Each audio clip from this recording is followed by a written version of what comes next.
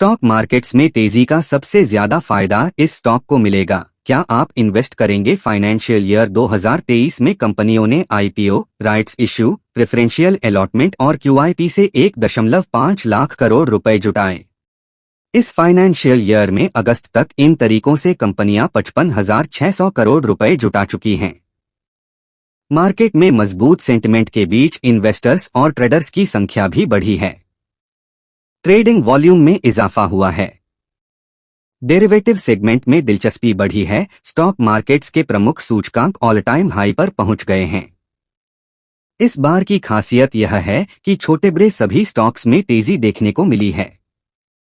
खासकर small cap और mid cap सूचकांकों का प्रदर्शन शानदार रहा है। प्राइमरी मार्केट भी एक के बाद एक आईपीओ के आने से गुलजार रहा है।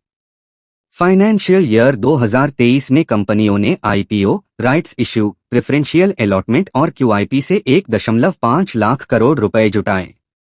इस फाइनेंशियल ईयर में अगस्त तक इन तरीकों से कंपनियां 55,600 करोड़ रुपए जुटा चुकी हैं। मार्केट में मजबूत सेंटिमेंट के बीच इन्वेस्टर्स और ट्रेडर्स की संख्या भी बढ़ी है। ट्रेडिंग वॉल्यूम में इजाफा हुआ है। डेरिवेटिव सेगमेंट में दिलचस्पी बढ़ी है। सीडीएसएल अकेली listed depository company. Stock markets को लेकर बदलती सोच का सबसे बड़ा असर एक्सचेंज के बिजनेस पर पड़ा है। ब्रोकिंग और म्यूचुअल फंड्स को भी इसका फायदा मिला है। बढ़ती प्रतियोगिता की वजह से लो जीरो कॉस्ट ब्रोकिंग सामने आई है। इक्विटी फंडों में बढ़ते निवेश के साथ ही प्रॉफिट कमाने को लेकर रिस्क बढ़ा है। इस बीच पैसिव फंड्स की लोकप्रियता बढ़ रही है। ऐसे में एक कंपनी है जिसे इन सभी बदलावों का सबसे ज्यादा फायदा हो सकता है। यह कंपनी है। इसके स्टॉक का क्लोजिंग मार्केट प्राइस 1,344 रुपए है। इसका मार्केट कैपिटलाइजेशन 14,048 करोड़ रुपए है। यह अकेली लिस्टेड डिपॉजिटरी कंपनी है। तेजी से बढ़ रही सीडीएसएल की हिस्सेदारी सीडीएसएल सिक्योरिटीज में डिजिटल ट्रांजैक्शन और उसे डीमैट अकाउंट में बनाए रखने में मदद करती है। जुलाई में सीडीएसएल के एक्टिव डीमैट अकाउंट्स की संख्या 9 करोड़ पहुंच गई। इसमें पिछले 2 साल में 5 करोड़ अकाउंट्स की वृद्धि हुई है। कुल डीमैट अकाउंट्स में सीडीसीएल की हिस्सेदारी तेजी से बढ़ी है।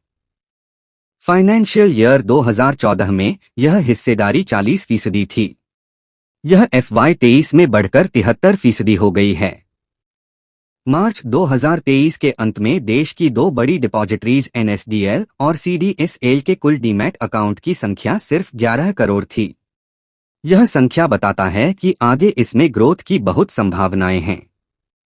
कारोबार के विस्तार के लिए काफी संभावनाएं। सीडीएसएल पिछले कुछ सालों में डीमैट अकाउंट की संख्या के लिहाज से अपनी प्रतिद्वंद्वी से बहुत आगे निकल गई है। हालांकि यह कुछ दूसरे मानकों पर एनएसडीएल से पीछे हैं। इनमें डीमैट कस्टडी वैल्यू और इश्यूअर्स की संख्या शामिल है।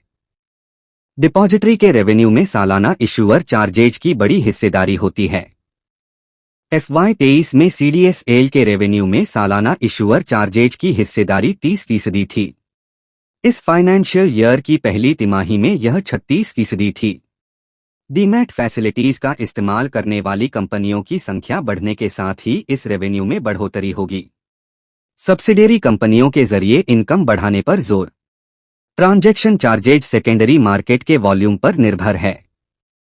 कॉर्पोरेट एक्शन चार्जेज और आईपीओ भी बाजार से लिंक्ड हैं और डीमैट इन्वेस्टर्स अकाउंट्स की संख्या पर निर्भर करते हैं। इस फाइनेंशियल ईयर में दोनों ही चार्जेज में अच्छी ग्रोथ की उम्मीद है। इसकी वजह यह है कि सेकेंडरी और प्राइमरी दोनों ही मार्केट में गतिविधियां बढ़ रही हैं। सीडीएसएल ने अपनी इनकम बढ़ाने के लिए नए बिजनेसेज में एंट्री की है। उदाहरण के लिए CDSL ventures capital market intermediaries को केवाईसी सर्विसेज ऑफर करती है। इसकी दूसरी सब्सिडियरीज इंश्योरेंस रिपॉजिटरी और कमोडिटी रिपॉजिटरी की सेवाएं ऑफर करती हैं। सीडीएसएल में बीएसई ने जून में अपनी 5% हिस्सेदारी बेची थी। उसने रेगुलेटरी रिक्वायरमेंट को ध्यान में रख यह हिस्सेदारी बेची थी। इस साल सीडीएसएल का स्टॉक 20% बढ़ा है। कंपनी के स्टॉक में FY25 में अनुमानित आय के 34 गुना पर कारोबार हो रहा है। यह लो रिस्क और हाई रिटर्न बिजनेस को देखते हुए स्वाभाविक है। हालांकि इसका वैल्यूएशन एनएसडीएल के मुकाबले ज्यादा है।